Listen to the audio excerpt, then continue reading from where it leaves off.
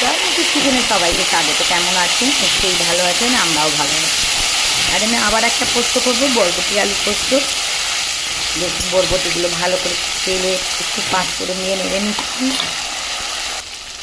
বরবটিটা একটু colour change হয়ে গেলে দিয়ে দেবো আলু, একসঙ্গে ভাজা ভাজা হবে।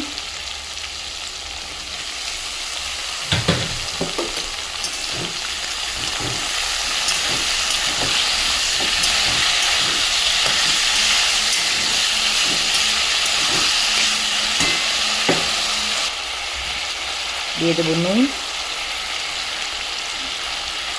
একটু অল্প হলুদ, কাঁচা লঙ্কা, পোস্ত কাজু আমি আলাদাভাবে বেটে নিয়েছি। এটা ভাজা ভাজা হলে জল দেবো না, একটু ভালো করে ভাজা ভাজা হলে পোস্ত মিক্সি মেশিনের বাটিটা ধুয়ে দিয়ে দেবো। ওইটুকুনি জলেতেই পোস্তটা হবে। দুর্দান্ত স্বাদের একটা বরবটি আলু পোস্ত।